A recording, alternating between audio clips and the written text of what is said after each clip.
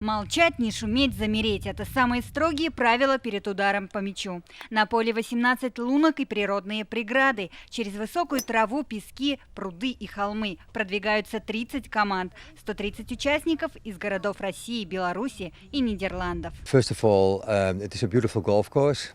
Во-первых, красивое поле для гольфа. Во-вторых, выдающаяся атмосфера этого места, местные виды. Повод полюбоваться местными красотами – благотворительный турнир по гольфу на Кубок президента Татарстана в поддержку дома Рональда Макдональда. Это семейная гостиница на территории ДРКБ. Здесь во время лечения своих детей проживают и родители. Мы благодарны, конечно, руководству республики и всем, кто участвует в гольф-турнире, за тот вклад, который они делают, делая свое пожертвование. Это олимпийский вид спорта. У нас есть задумки и движения, и, в общем-то, есть неплохие результаты пока, правда, на уровне юниоров. Мы планируем развивать. Мы начали строительство второго поля. Поле Свияжских холмов в этом году принесло более 3 миллионов рублей. За 11 лет в рамках турнира пожертвовали более 18. По словам благотворителей, удовольствие в разы больше. Удовольствие в эту красоту.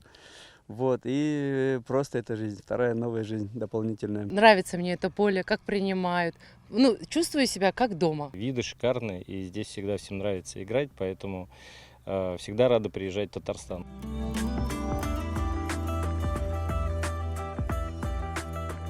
Это то самое чемпионское поле на 18 лунок. Его сложность заключается в особенностях рельефа. Естественные перепады достигают 50 метров, а климатические условия и розы ветров обеспечивают необходимыми порывами в течение всего сезона. Лилия Кашфарова, Алмаз Зиединов, ТНВ, Верхнеуслонский район.